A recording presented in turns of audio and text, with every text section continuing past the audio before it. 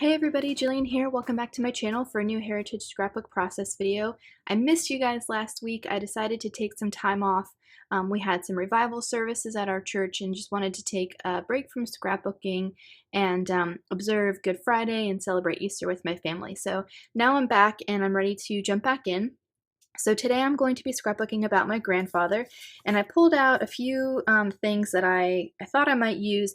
I've had a really good idea of what I'm going to do for this page for months now, and I'm finally getting around to doing it. So I have two photos and a newspaper clipping, and I'm not going to use all three of these, but I will use one or some of them. So that's what I'm going to be scrapbooking today. And then I knew immediately that I wanted to use Crepe Paper's Journey collection from last spring from my grandfather. He wears a lot of these colors. He wears a lot of jewelry, a lot of turquoise jewelry and big belt buckles and beaded jewelry and things like this. So as soon as I saw the colors for this, I knew this collection would be perfect to use to scrapbook about my grandfather. So I pulled out the papers that I had left over from the Journey collection. I have used some of them. And then I went ahead and I pulled this wood grain piece of paper out, and I'm going to use this as my background. I'm going to basically scrap lift a page that Paige Evans did, cutting up these patterns into shapes and then making like a quilt design, and this is going to be the background. If you want to see the original video that inspired this layout, I linked it below so you can head over to the two-piece channel where she did that. I pulled out some embellishments. These are the wood veneer shapes from the Journey collection, and I may or may not use those because I also have the chipboard, which I think I would prefer to use. I got this at Hobby Lobby a while ago, and I haven't used it, as you can see. And then I went ahead and pulled out several thickers options because I'm not sure the direction that I wanted to go. So these are from Dear Lizzie's documentary. These are Amy Tangerine Finders Keepers. This is from Crepe Paper's Boys Rule collection. And then these, I'm not sure. The font is called Everywhere. They might have been from Crepe Paper's Open Road collection, I'm not sure, but it's basically just a chipboard alphabet with a map print on it. And I've also pulled these Teresa Collins little tile stickers so that I can record the year that the photo was taken.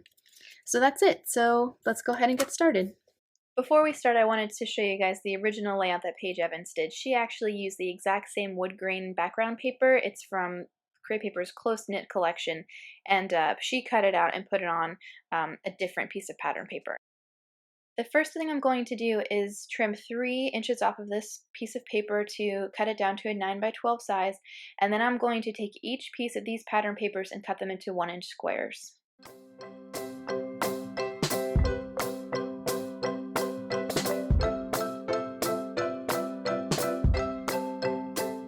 If only it were that fast.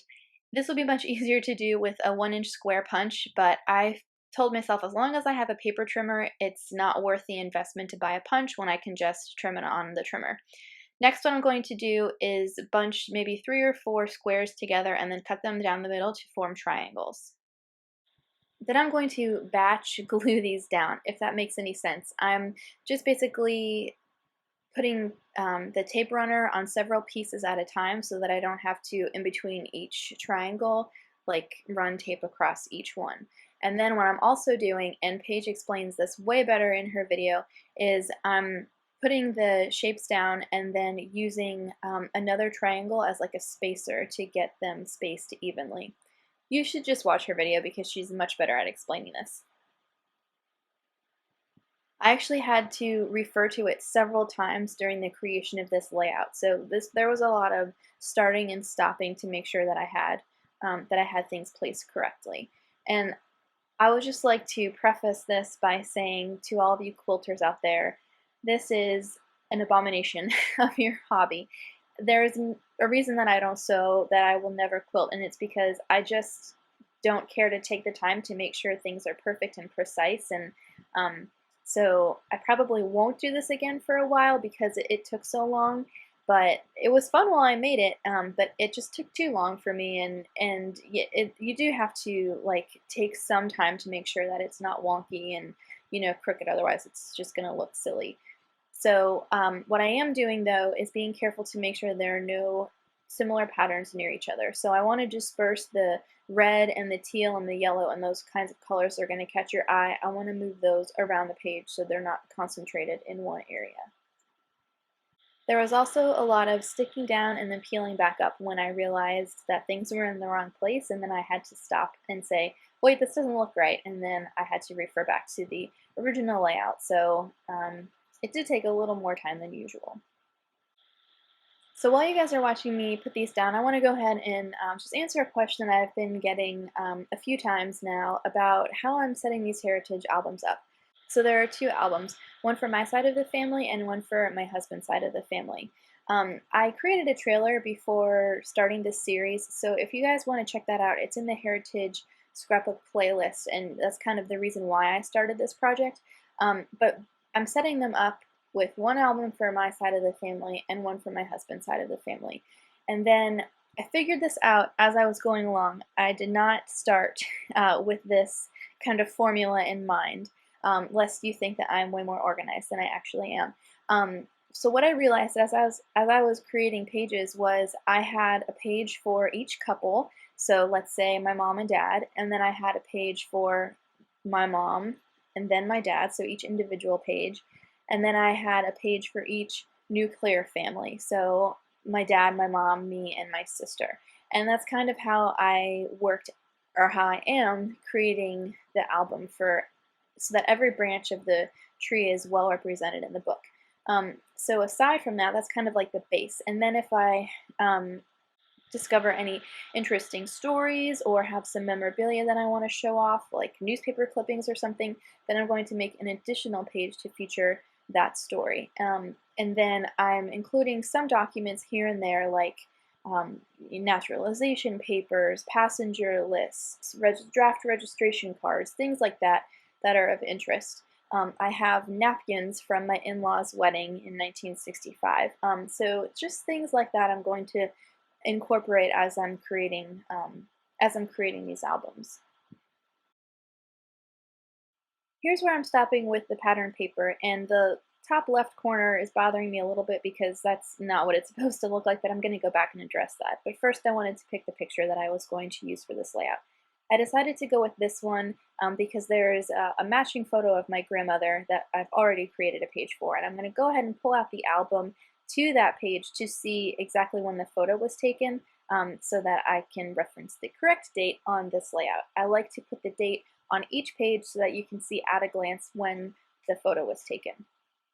In this case, it was about 1960. I want to call my aunt and confirm. My mother told me 1960, but I really think this was on their honeymoon, and they were married 7 years before, so I am going to double check on this. Fortunately, those come up pretty easily.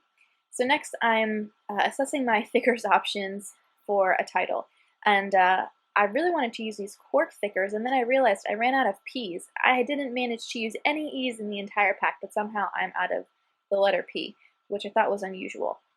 So I decided to use the map print thickers, and then I remembered that I wanted to call this a different page. So my grandfather I call Pa, but instead of using that nickname for him, I want to go ahead and use his first name so that it matches the rest of the pages in these books.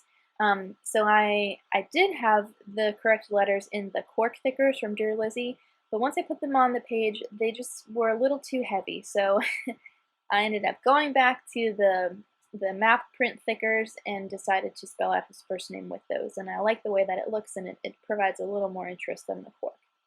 Next, I'm going to the chipboard sheet, and I'm just pulling out every single piece that appeals to me and putting it aside on a piece of wax paper so I don't have to have this bulky chipboard sheet around.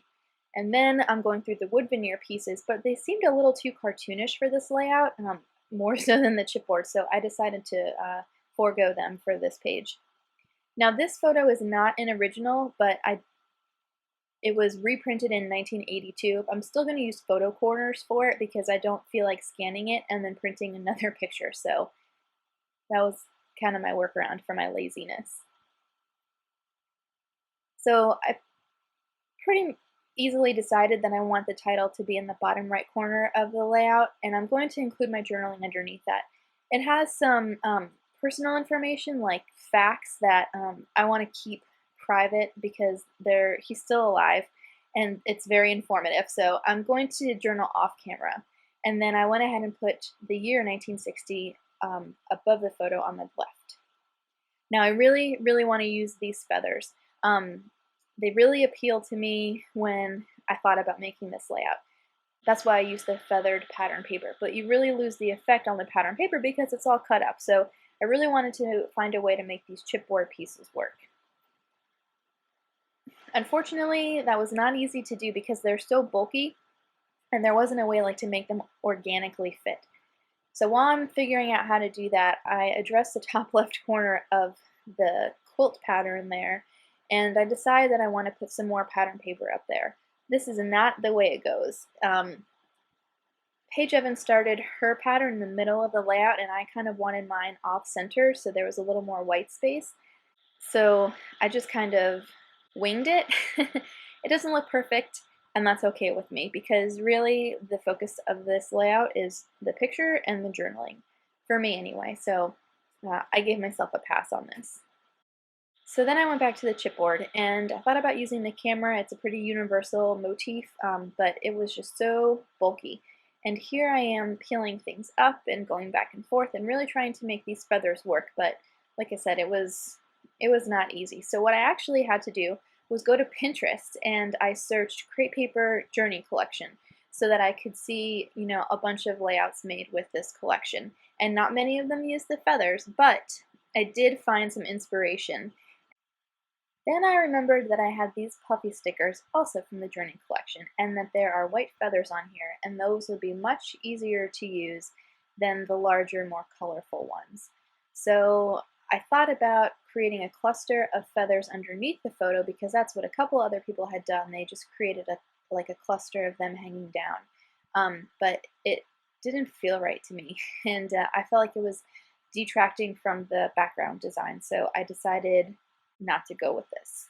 But I knew I wanted to use that arrow.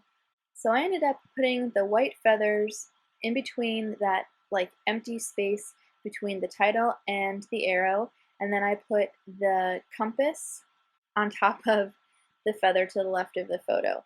And then I thought I could fit another one in there because I like to do things in odd numbers, but it looked weird, this feather just winging out from the side of the picture. So there was a little more just kind of empty space next to the picture, so I put a gold star there, and that's it. Here's a look at my finished page along with a few close-ups. Thank you guys for watching. I'm really happy to be back. If you have any other questions about my heritage albums or need some pointers for starting your own, please leave a comment below. See you next week.